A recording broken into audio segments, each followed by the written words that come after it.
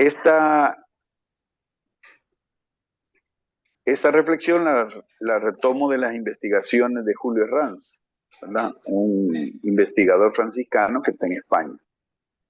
Entonces, los últimos años, que ya los hemos hablado, del 220 al 26, ¿verdad? Es cuando Francisco de Asís hace muchos escritos. Entre esos, las cartas, ¿verdad? Eso es algo que las tenemos ahí, que parece que no fácilmente las leemos, pero esas cartas tienen el contexto de estos años. La mayoría, a excepción posiblemente de la de la carta a un ministro, que sí él cita el encuentro que van el capítulo, ¿verdad?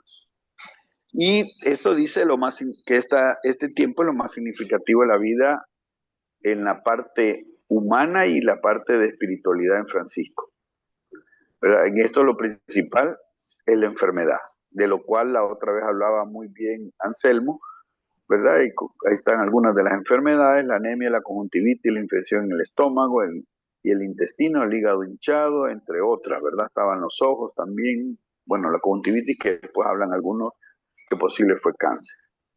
Seguimos. Estos últimos años dictan algunos escritos significativos, y entre esos que hemos dicho, las cartas, por ejemplo, están las últimas voluntades.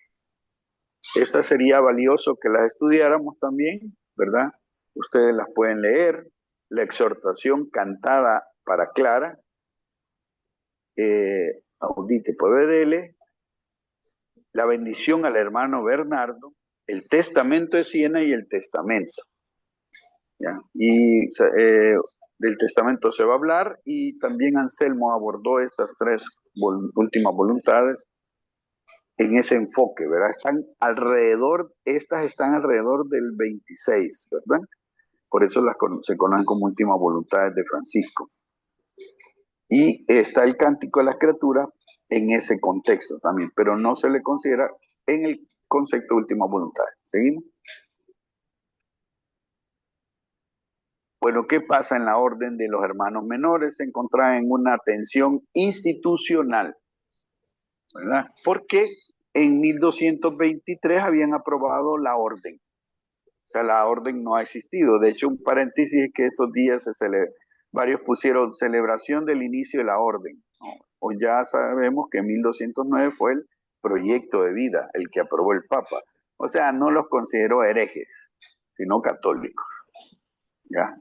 Y valoró a esos, como lo describe un cardenal en un documento que hay, un diácono, ¿verdad? Un documento que hay, a esos de mala presencia y de barba desmejorada, describió los que llegaron al Vaticano.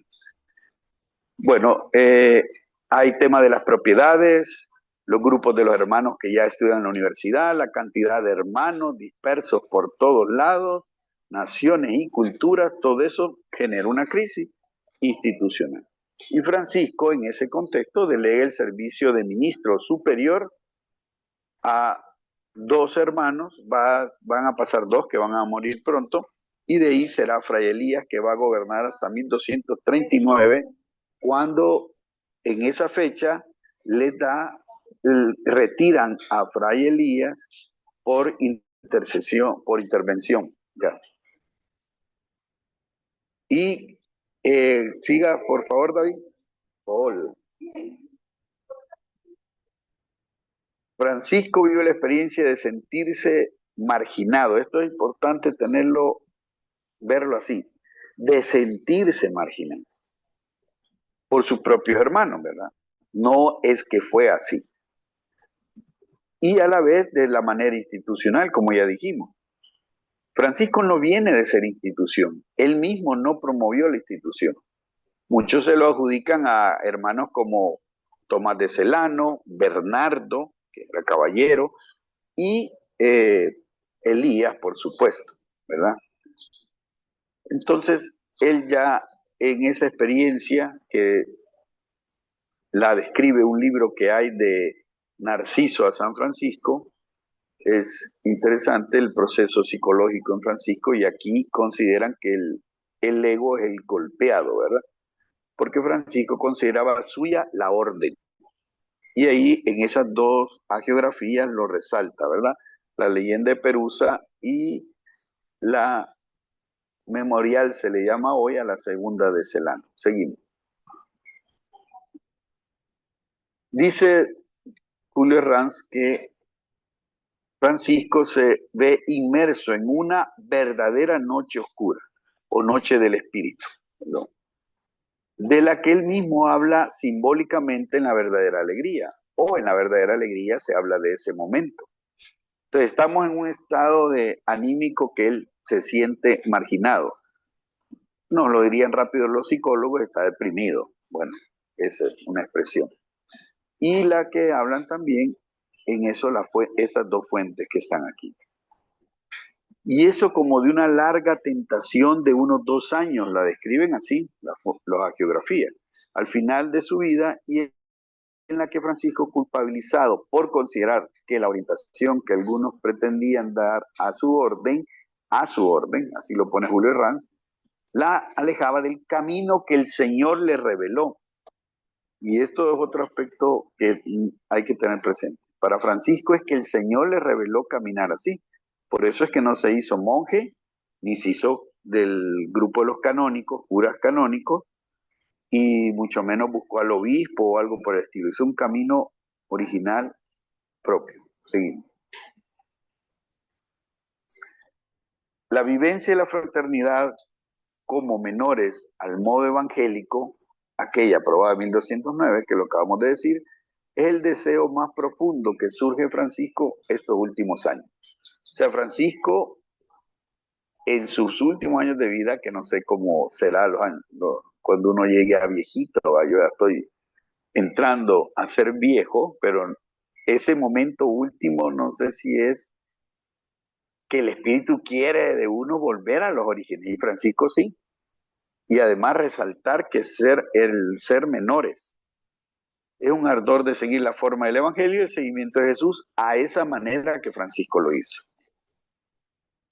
Entonces, la verdadera alegría es un texto que no es de las últimas voluntades, ya lo vimos que no está citado así, pero sí dice del contexto y posiblemente del sentir de Francisco. Por eso hemos hablado ahorita de cómo está un poco el contexto de Francisco, pero vamos a ir a la verdadera alegría, esperando que hayan dado más de alguna vez la han leído y estemos contextualizados. Seguimos. Entonces, la verdadera alegría. Aquí sacamos lo que han trabajado en esto, ¿verdad? Solo existe un manuscrito localizado por Cayetán Esser en 1976, fuera de la florecía. Se le ubica en la primera mitad del siglo XIV, o sea que 1300, y que se le encuentra en la Biblioteca Nacional de Florencia. Cayetán se lo coloca entre los opúsculos dictata. O sea, lo que Paulás iba a decir, lo dicta, ¿verdad? Como esa frase que tenía, escribe hermano León, bueno, eso es un dicta, así los consideran. Y Unrat dice que Paul Sabatier, ¿se acuerdan? Que es el primero que ordenó críticamente las fuentes franciscanas, especialmente los escritos, y él no es católico, pero le inspiraba a Francisco. Entonces, al ser el iniciador de los estudios, de manera crítica se consideran que este texto pudiera hacerse eco de una narración escenificación hecha por Francisco en un capítulo de los hermanos menores. Y estas tres fuentes hablan e insinúan de esto, pero no lo dicen claro.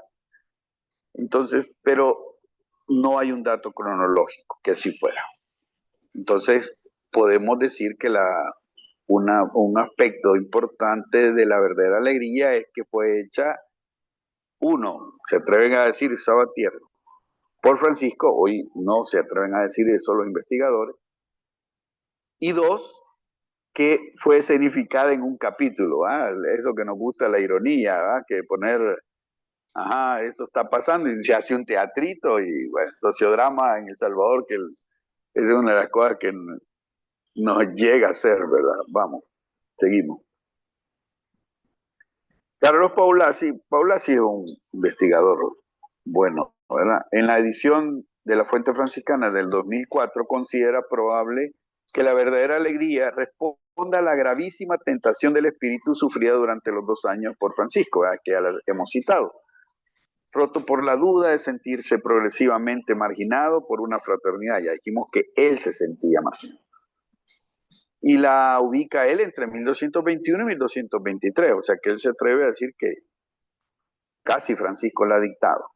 Es decir, con ocasión de las crisis sufridas por el santo, su regreso de Oriente, como fruto de la crisis de crecimiento y de identidad que sufre, entonces su fraternidad, entonces su fraternidad, él es parte de ella. Proceso de normalización de la misma, en la línea con las viejas órdenes religiosas puestas en marcha durante su ausencia.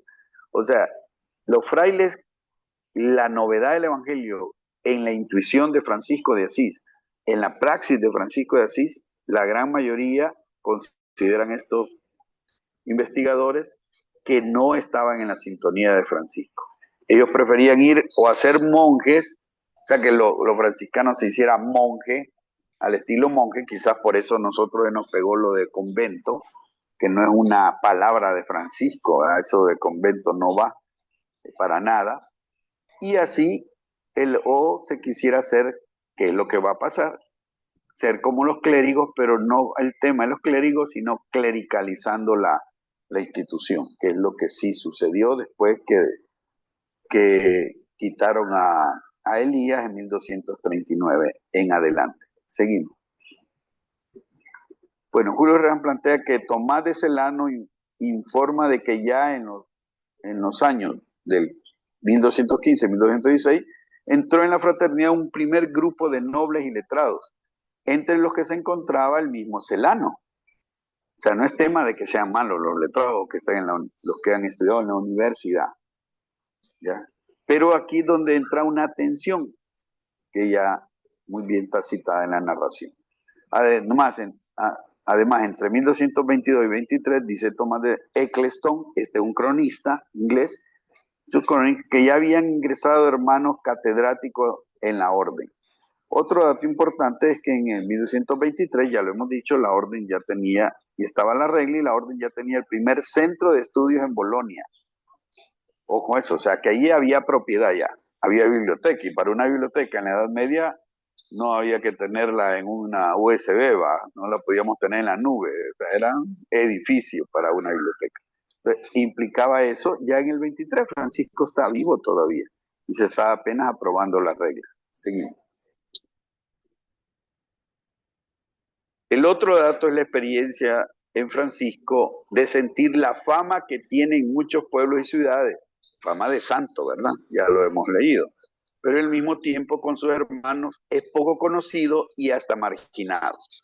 O sea, ¿quién es Francisco? Dicen que es el fundador, dice que es el inspirador. Si para 1217, que es ese capítulo famoso porque se organizan 12 provincias, entonces allí ya hay discusión con los hermanos que proponen tener propiedad para estudiar en las universidades. Entonces ya hay una tensión, pero ya en ese momento hay, hay un dato de contabilidad de 5.000 frailes, 1217. O sea, ¿quién va a conocer a Francisco? Seguimos.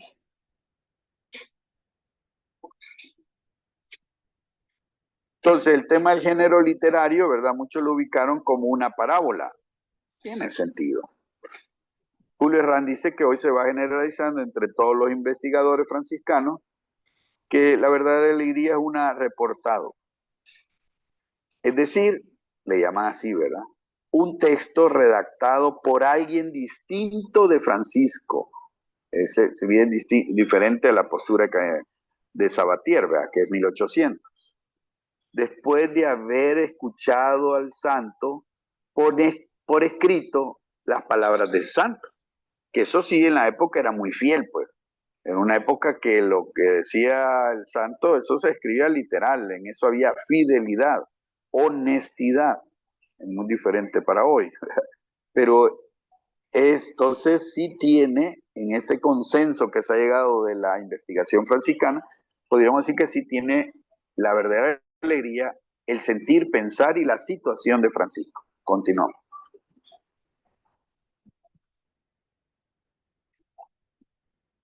Bueno, hablando en resumen de algunos aspectos de la verdadera alegría, tenemos que está su humanidad sensible abierta al misterio, o sea, al misterio de Dios.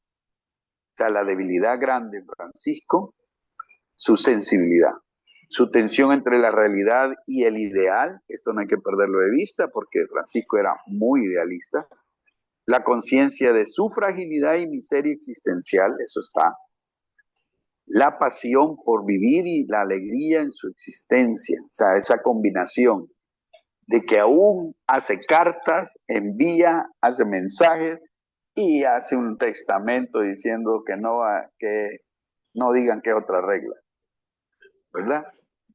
Está el dolor de la enfermedad, el desgaste físico-emocional, el ardor por la vida evangélica lo tiene, ya lo hemos hablado, en la fraternidad, su relación con los hermanos más cercanos a su corazón, eso es importante. Como había una gran cantidad que no lo conocía, pero se va a acuerpar de las hermanas Clarisas, de Clara y sus hermanas, porque cuando está débil va con ellas, de los hermanos que él quiere y de Jacoba. Hay que recordarle a ella que está presente como cercana al corazón de Francisco. ¿Ya? La relación con las Clarisa los estigmas con una experiencia mística pero golpeante. El gozo de la experiencia de la encarnación, recordemos que hubo Grecho, esa experiencia celebrativa después de haberse aprobado la regla se prueba en noviembre y Francisco celebra en diciembre en un pueblito cerca de Fonte Colombo, que es Grecio, ahí celebra ese misterio del Dios humano. Experimentar la exclusión de su autoridad, animación a los hermanos de la orden, el perdonar y reconciliarse con los límites y sombras, ¿verdad? Eso se dice hoy en la psicología, o sea, de las polaridades de Francisco. Él hace, o sea, todo eso está en conflicto en él. Y cuando fue a la Verna, había todo un encuentro espiritual, psicoespiritual o psicosocial también, pero en él se movió mucho internamente. Y por eso, entonces, esa reconciliación, algunos han escrito como un hombre reconciliado, y el sentirse unido e integrado a toda la creación en ese cántico cósmico. Eso es también otro, hay que tener presente y no olvidar que Francisco desde sus primeras búsquedas se internó en el bosque. ¿Qué hizo el bosque en él? ¿Qué hicieron las criaturas en él? ¿Qué hizo el silencio cantado que hay en los bosques? Eso, Francisco ahí vivía, sus horas en los bosques. Póngale cuando hacía las cuaresmas, era entre eremitorio y bosque, cuevas. O sea que ahí hay seres vivos también, por eso él va a ser el cántico de las criaturas. Entonces tiene que ver eso, también son puntos que no le hemos podido, todavía quizás no le hemos entrado mucho. Seguimos, bien. Y aquí yo cito a Marcos Quesada, un fraile conventual recién estado en sus formaciones. Él está en Roma y es parte del equipo formativo del Antoniano y de otros espacios que son más libres que el Antoniano, ¿va? Dejémoslo hasta ahí. Para Francisco la porciúncula era el corazón de la orden, el origen y lugar simbólico, por eso ahí pide morir, por eso ahí pide regresar, ¿verdad? No es tema de quienes son conventuales, que lo tienen hoy la OFM, esas cuestiones de poder y de reconocimiento fue el lío histórico, fue de los frailes, ¿verdad? No de Francisco. Francisco va a la porciúncula porque él le refuerza el ir a los orígenes, y es un lugar simbólico. Los leprosos son el principio y la base de la espiritualidad de Francisco, del ser menor, de su cambio existencial, y él lo quiere remarcar en el testamento, y lo dice, con eso comienza el testamento. El Señor me condujo y ellos me cambiaron. No es un texto histórico, ¿verdad? La verdadera alegría. Hemos visto las tensiones que posible lo hicieron, dramatización, pero no es un texto histórico. Sí es una sí es autobiográfico, resalta Marcos, ¿ya? cómo se sentía Francisco ante la fraternidad. Eso es lo que refleja realmente el texto, ¿verdad? El texto refleja una tensión con un grupo de frailes, con un sector de frailes. Eso es válido, una tensión con un sector de frailes que para él no querían llevar el proyecto. Lo hemos dicho rápido y los historiadores lo señalan que había un grupo más comunitario y había otro más espiritual. Se puede entender espiritual lo que la itinerancia y toda esa sin propiedad, la vagancia era de lo principal, ¿verdad? Bueno, la itinerancia, déjenme. Se evidencia una noche oscura espiritual, una crisis. Francisco no renuncia a la fraternidad al ser un hermano menor, o sea, que entró en crisis pero no se salió. No dijo, bueno, hoy sigan ustedes, ¿verdad? Esa frase que nos gusta citar, el Señor me enseñó a mí, hoy a ustedes les toca vivir, pero no se salió de la fraternidad. Y ya no tenía la autoridad ni el poder, ahí se quedó como hermano menor. Francisco convierte su ser herido, afectado y vulnerable, y eso es desde la Verna, desde la estigma, en luz, en un día de sol, lo dice así este fraile Marco, en humanización, en reconciliación. Las dos oraciones, las alabanzas al Dios Altísimo, tú eres, tú eres, Señor, ya. El cántico de las criaturas y el testamento unen toda esa experiencia de luz en Francisco, de plenitud. ¿Seguimos? Y aquí presento una propuesta de estructura de Julio Herranz, ¿verdad? Que él hace de, la, de la narración de la verdadera alegría, ¿va? Entonces, él hace de que hay un bloque del 4 al 6, perdón, del primero introductorio del 1 al 3, dos bloques del 4 al 6, del 8 al 14. Dice que un versículo bisagra es el 7, ¿va? O sea que hace la entrada al otro. Una conclusión, el versículo 15, y el hilo conductor que da unidad al texto son las continuas referencias a la verdadera alegría. Esta no es la verdadera alegría, esta es la no es, ese lenguaje es como que va dando el tono, va.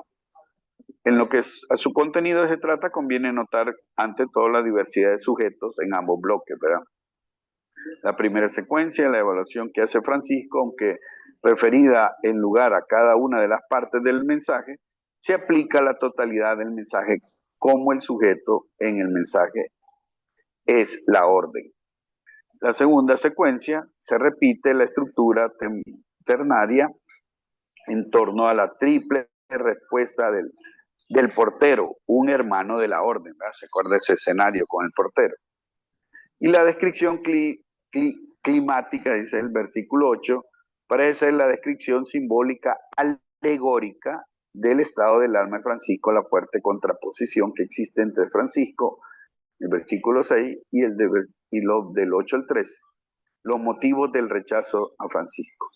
Quiere ser mendigo y menor, pues vete al lugar de los crucíferos y pide allí, o sea, con los leprosos, los crucíferos, ¿verdad? Era una orden hospitalaria fundada en Italia en 1169. Y ahí es donde los mandan, de aquellos que cuidaban a todos los enfermos, a los últimos, a los desahuciados, principalmente a los leprosos. Y tenía la cercanía, estaba cercano este hospital a Santa María de los Ángeles, a la porción. Vamos. Y aquí está el texto de Fray Leonardo que escribió, que se ha encontrado como un documento de la época, no el que está en las florecillas, es este. Ya, entonces, si alguno del grupo lo quiere leer, por favor, si lo alcanza a leer, nos refrescaría esta otra versión. Y así finalizamos esta parte donde nos ubicamos todos, que en los contextos y algunos datos de la verdadera alegría para generar ahora una reflexión juntos.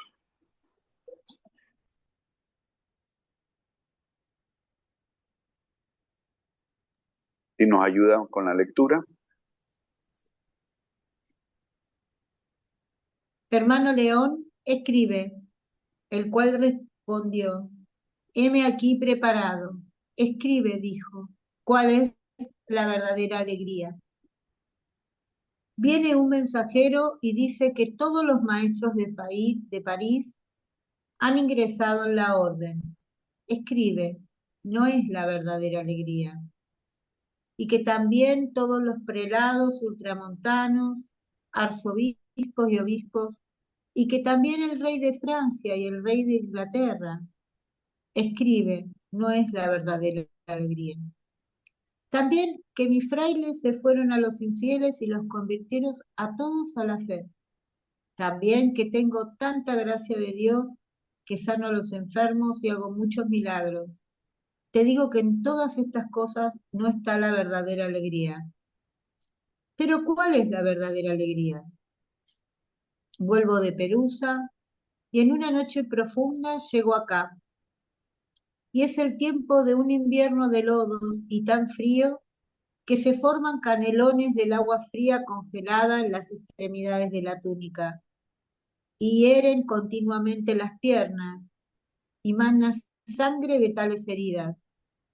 Y todo envuelto en lodo, frío y hielo, llego a la puerta y después de haber golpeado y llamado por largo tiempo, viene el hermano y pregunta, ¿quién es?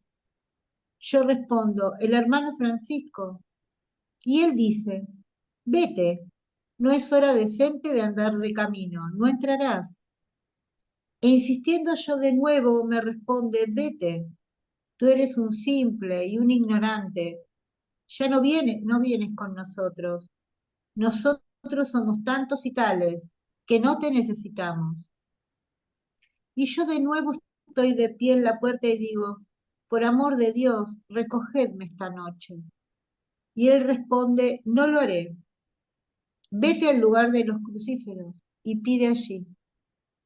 Te digo que si hubiere tenido paciencia y no me hubiere alterado, que en esto está la verdadera alegría y la verdadera virtud y la verdadera salvación del alma.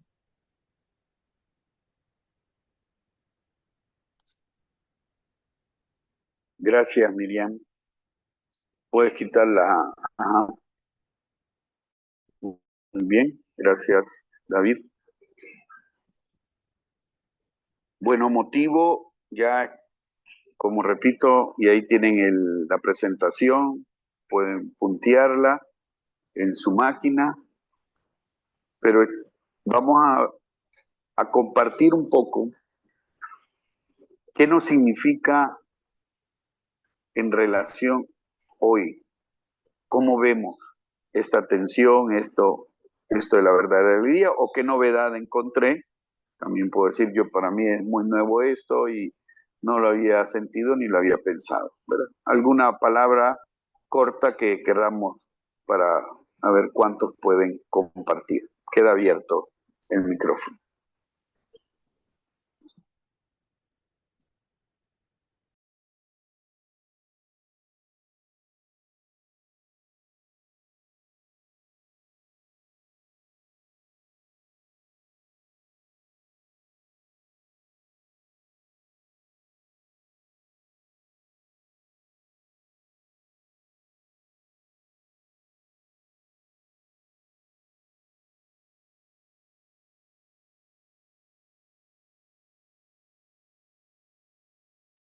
Este, no sé si, si lo que voy a compartir sería la perfecta alegría, pero por ejemplo, cuando uno vive en la fraternidad y es el formador de la fraternidad y uno con mucha alegría prepara el material para presentarlo a los hermanos y al final los hermanos no llegan a, a la reunión, sino que disponen a hacer un otro plan, irse a otro lado y a mí me pasó, no me invitaron a eso, ¿ah? Entonces ahí me quedé y dije, bueno, yo aprendí. Y después hablando con el asistente espiritual de la fraternidad, dije, yo ayer vine y preparé mi clase y todo y nadie vino, ¿va? Y entonces ya él me dijo que lo que habían hecho y hasta pidió disculpas porque no me avisó. Entonces ahí me dije, bueno, la verdad es que esa es la perfecta alegría, porque rechazaron lo que iba a enseñar, ¿verdad? Creo que es algo así como Francisco experimentó, ¿verdad? Que tocaba la puerta y no lo atendieron, ¿va?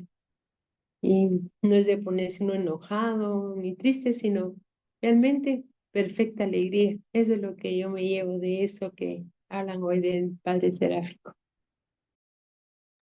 Gracias.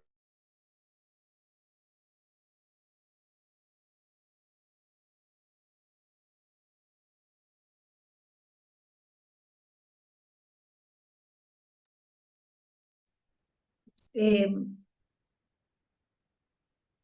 lo que veo acá es que Francisco siempre nos pone en un plano absolutamente diferente del que nosotros consideramos que tiene que ser.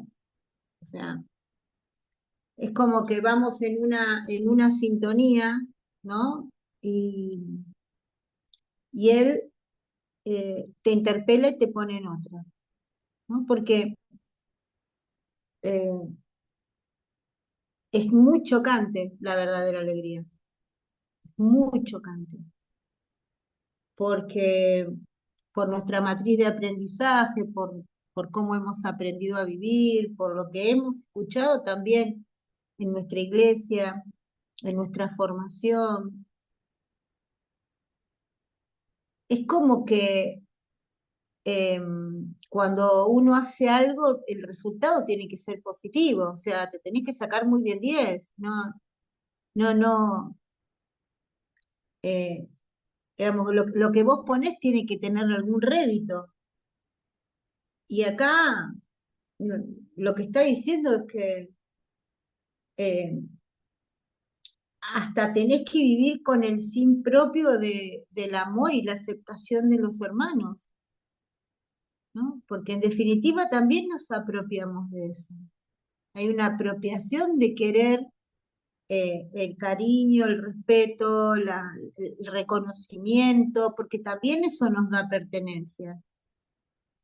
Pero en definitiva también es cierto que en nuestro camino de aprendizaje y de vida fraterna, esto para nosotros tiene que ser la verdadera alegría, la verdadera virtud, dice, y la salvación del alma, ¿no? Y no es un consuelo barato o un consuelo así como para dejarte conforme. Creo que es todo lo contrario, ¿no? Es una postura de vida, es una actitud frente a la vida, porque está hablando de virtud y de salvación. Poder entender así sin ofuscarte, sin enojarte y habiendo tenido paciencia. Cosa que, siendo honestos, la mayoría, la gran mayoría, la recontra gran mayoría de las veces no sucede, no sucede, o por lo menos voy a hablarlo en, en- en base a lo que me pasa a mí, ¿no? Y creo que ahí hay una cuestión de apropiación también, ¿no? De una apropiación de mi fraternidad, mi orden. Eh, ahí mismo Francisco dice que mis frailes se fueron a los infiernos. O sea, hasta él cuando está hablando, ¿no? Está hablando de sus frailes. Esta cosa de la pertenencia, de uno pertenecer y que el otro te pertenezca. Y en ese momento cuando el otro te hace sentir que tu pertenencia no es válida y es muy frustrante. El tema es, bueno, aprender a vivir con esas frustraciones por amor a Dios, para mayor gloria de Dios y para seguir a un Cristo pobre y crucificado, porque en definitiva lo que está describiendo acá Es lo que le pasó a Jesús, ¿no? Esto fue lo que le pasó a Jesús. Sus amigos lo abandonaron, su amigo Judas lo traicionó, lo vendió, Pedro lo negó. De alguna manera esto es una descripción del mismo Jesús. Es Jesús como paraboleado, como una parábola también, ¿no? De Jesús en la vida de la orden de los hermanos menores y en nuestro caso de todos los hermanos y hermanas menores de la familia franciscana, que hace poquito eh, nos estuvimos saludando con un feliz día, ¿no? Que sería también el feliz día de ser franciscano. Y acá Francisco te dice, ¿no? La paciencia de vivir la cruz. Qué locura también no querer pasar por la cruz, sino a quién estamos siguiendo. ¿A quién estamos siguiendo? Esto, como se lo digo a ustedes, hermanos y hermanas, me lo pregunto muchas veces a mí, cuando no tengo paciencia y cuando me altero. ¿A quién estoy siguiendo? ¿A quién? Bueno, era eso. Gracias.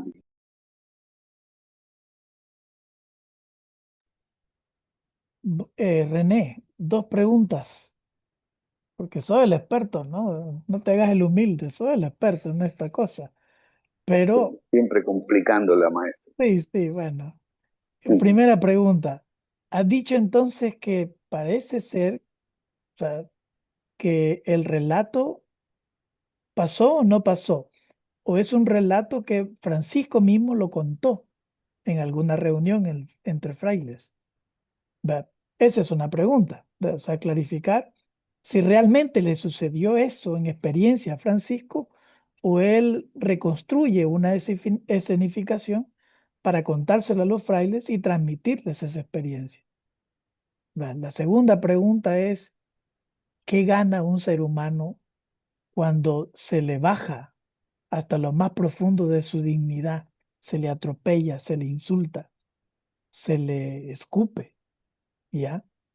Digamos así, pues poniéndolo así muy trágico, en el evento de la escenificación, como lo relata, ¿ya? Que se dan cuenta que es Francisco, pero lo echan y no le permiten entrar. O sea, ¿qué gana un ser humano? O sea, porque entre franciscanos se entiende el lenguaje, el abajamiento, la minoridad, pero ¿cómo se lo transmitimos esto a los demás seres humanos que no entienden este lenguaje? ¿Qué gana el ser humano al rebajarse de tal manera?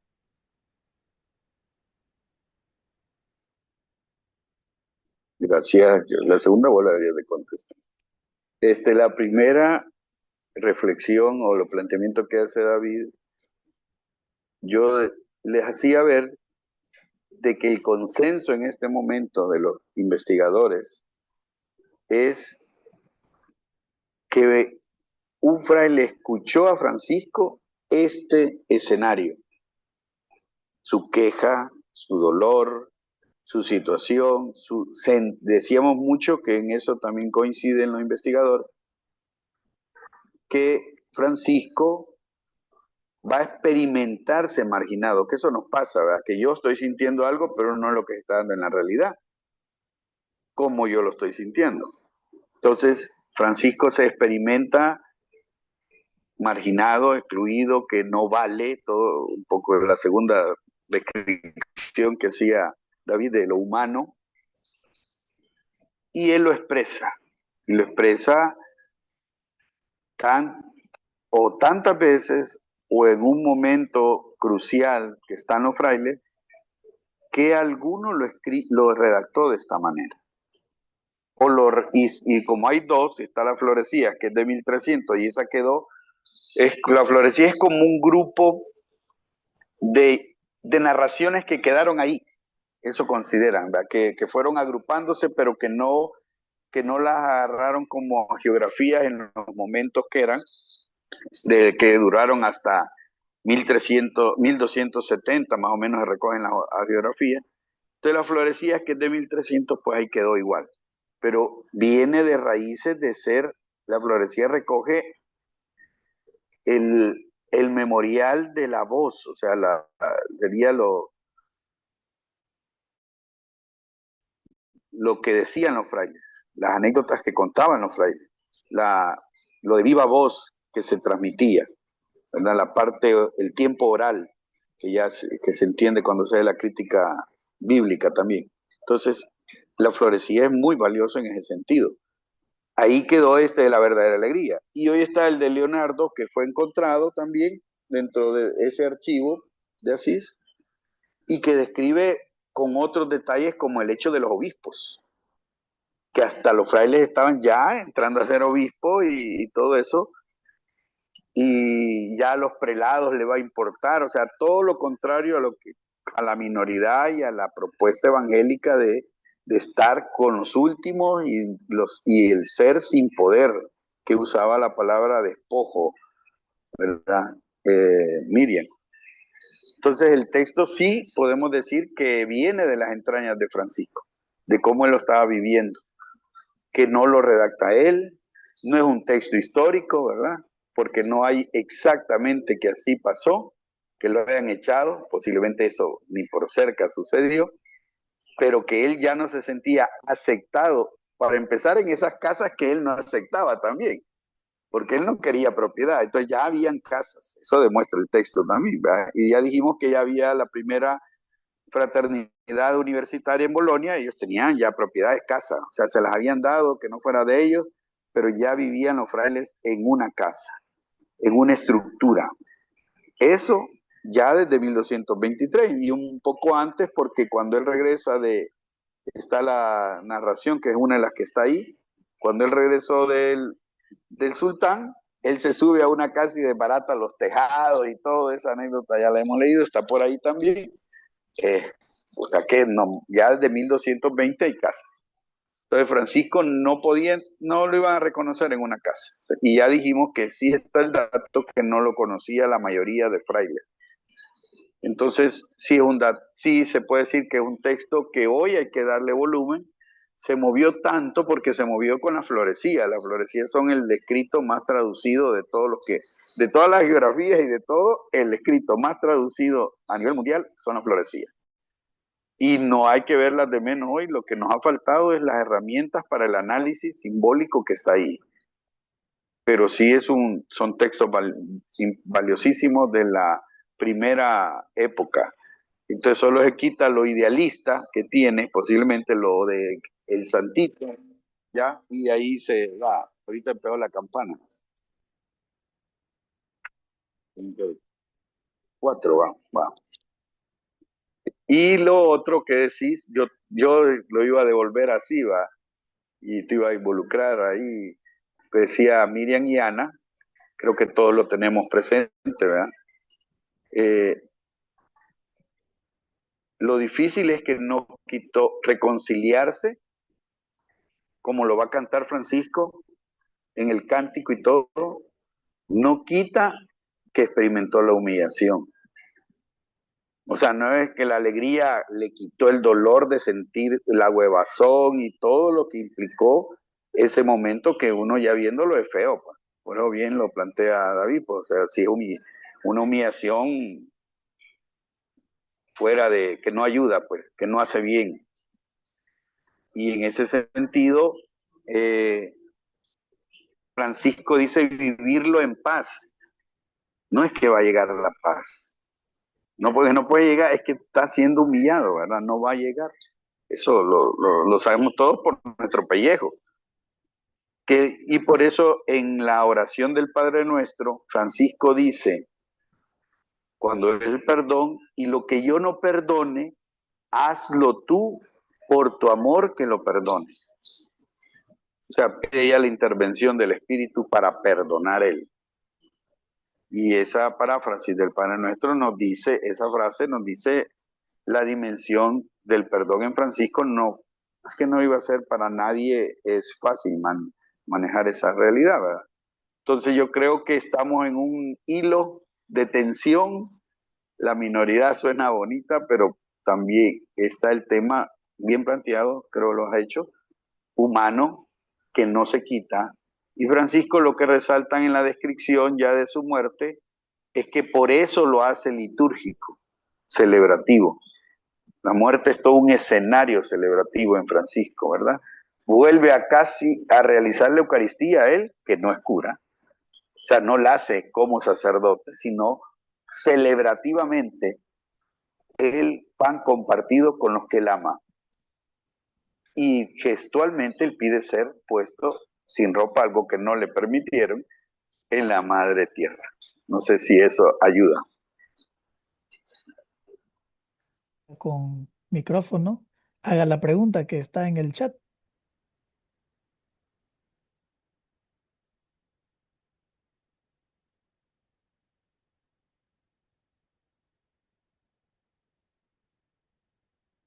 Ponga, ahí está.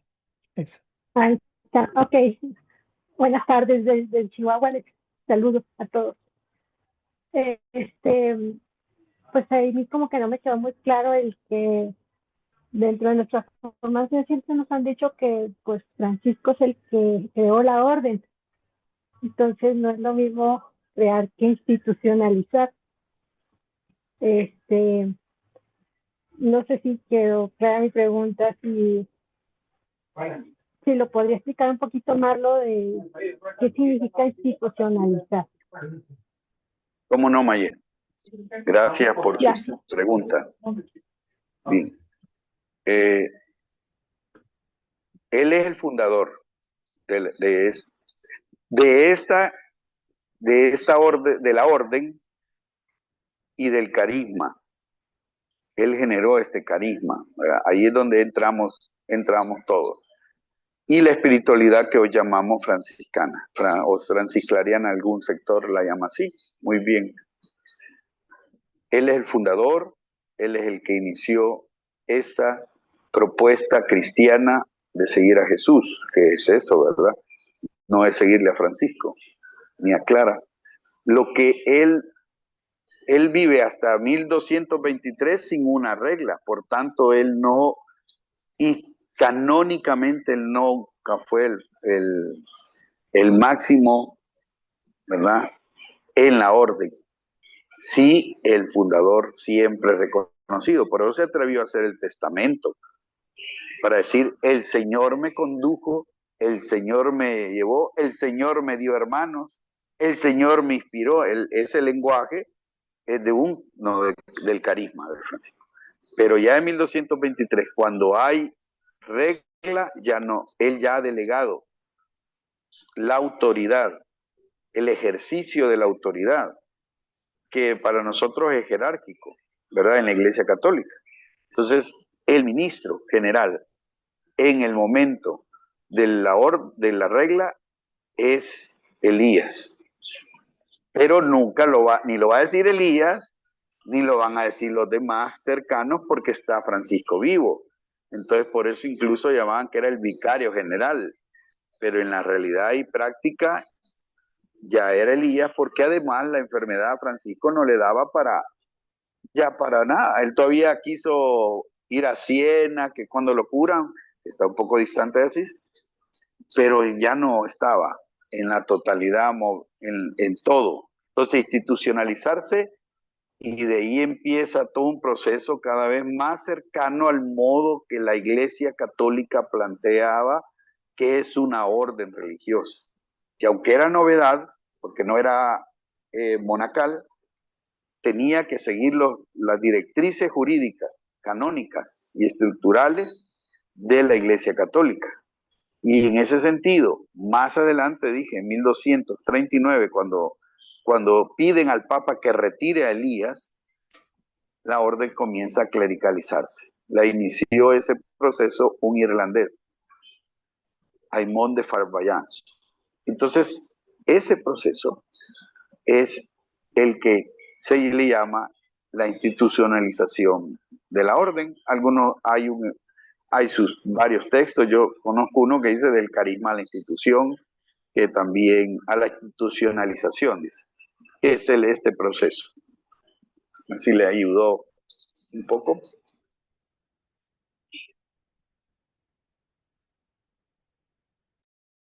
Sí, me quedó un poquito más claro. Muchas gracias. Ahí ya empezaron a hacerse las divisiones de conventuales y OFM. No. Todavía no, ¿verdad? Clara, así como se jalaron los pelos y da unos 600 años, no. ¿Verdad? O que todavía hay algunos que pelean el color del labio, eso no estaba claro en este momento. Era el grupo que en realidad la división para algunos historiadores es más este sentido de clericalización de perder el sentido de fraternidad y de ser hermanos menores, que es lo que va a plantear Francisco en el.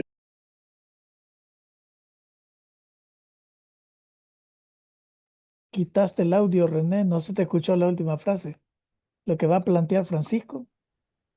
En el testamento, disculpe. Ah, O sea, lo que sí está muy claro él, eso va a ser lo que realmente ya no les va a importar a los frailes, porque se van a pegar a la institución, que quiere decir de católica, que son las directrices que daban el prelado, lo que sale ahí en la verdadera alegría, para los frailes, ¿va? Que era trabajar en tres cosas. En, el, en la predicación de sermones contra la herejía, las confesiones, donde llegaban supuesto la confesión de los herejes siempre, y los servicios pastorales en las iglesias. Las tres cosas las hacía un sacerdote. Ya no el sentido de fraternidad, de evangelizar itinerantemente, de hablar, porque después van a prohibir que se predique en las calles a los frailes, se va a prohibir ya en 1246, apenas que sería 20 años después de la muerte de Francisco, que los frailes trabajen afuera de las casas. Y por eso los legos después, históricamente, van a trabajar dentro de las casas, porque se puso eso como legislación. También si entraban algunos sin estudios y no era para sacerdotes, no podían estudiar. O sea, claramente comenzó la división y una clericalización, o diría otro fraile, una sacerdotalización, que ya lo ha dicho nuestro profesor Juan Antonio Estrada, que fue lo que sucedió en este momento del medioevo.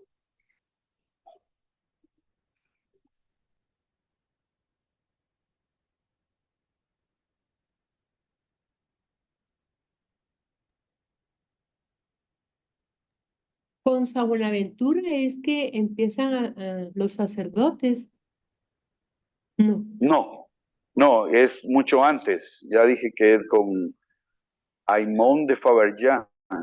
Él es el que entra a ser general en 1239 y San Buenaventura es general en 1253, por ahí, ya.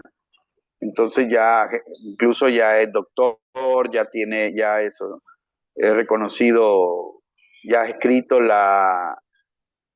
eh, el itinerario hacia Dios, que es Mentideus, ¿verdad? Esos escritos ya están cuando San Buenaventura es ministro general.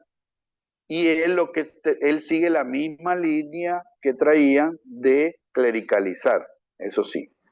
A él se le adjudica una frase que dijo: los clérigos son como la abeja que lleva el néctar y crea la miel. Y los hermanos laicos son como las hormigas que acumulan y jalan cosas. Una cosa así le pusieron yo. Será, no, la citan los historiadores, ¿va? Esa sí no puedo decir dónde la he encontrado. bien, ¿alguien más que quiera opinar o comentar un poco en torno a la lectura, ¿no? Al texto mismo de la verdadera alegría?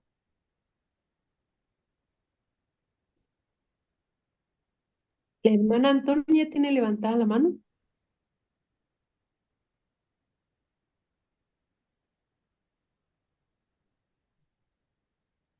Quite Tiene el que hablar. el micrófono. Lo tiene cortado el micrófono.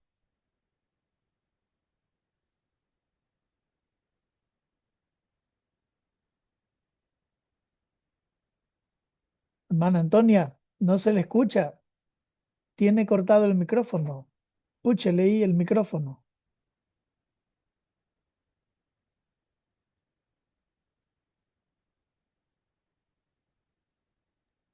No logra.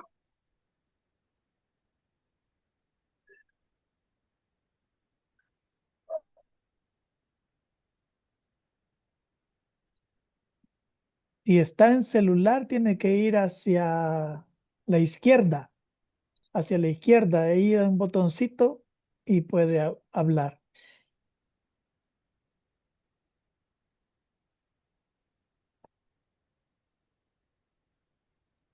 Con el dedo, hermana Antonia, o con el mouse. No se le escucha, hermana.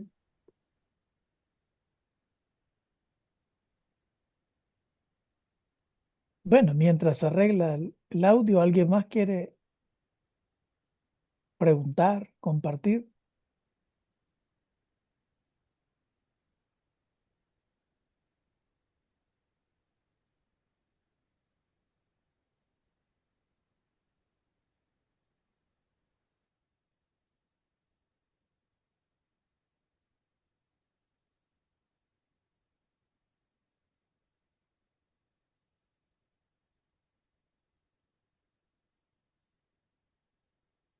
Bueno, espero que las inquietudes queden, que valoremos el texto de la verdadera alegría y más en el contexto del centenario, ¿verdad? Y desde esta perspectiva que muy bien lo abordaba Miriam en su intervención, que es una muestra de cómo llevar el conflicto en la fraternidad, en la institución, porque un conflicto con la institución y muy bien se puede reflejar la institución como iglesia católica, porque es la que interviene a que los frailes ya sean más prelados, que es lo que va a criticar en la narración, a ser más hermanos sencillos y menores, ya al estamento, a todo lo que ahí hace, hacer milagros y todo, casi es una descripción para el presente, no tiene desperdicio para el presente realmente, con toda la ambición, diríamos así, ¿va?, de poder que tenemos, o que la clericalización que lleva a estatus y manejo del poder también al clero y a los obispos. Entonces, creo que es una narración profética en general para la iglesia y para nosotros todavía más desafiante. Ya, así que tiene mucho para que le entremos desde los datos que tenemos y con los elementos que sabemos que es propios del carisma y en este contexto del centenario. Yo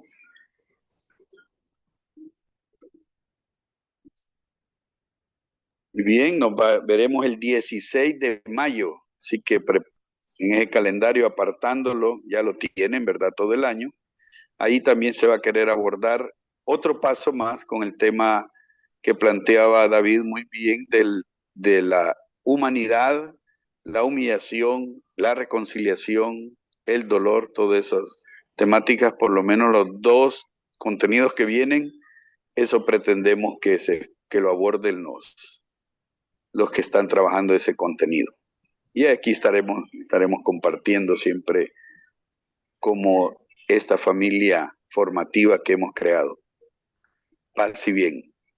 Así bien, Fray, muchas Bien. gracias por la enseñanza muy linda, muy Así, enriquecedora. Así bien, gracias. Sí, David, muy bueno. Es un gusto verlos a todos. Muchas Beso. gracias, paz y bien. Chao, Paz y paz. bien. Gracias, paz y bien. Gracias, David. Gracias, Fray. La madre Antonia ya no puede hablar. Gracias, Un gracias. abrazo. Paz y bien. Gracias por todo lo que nos trae. Mm.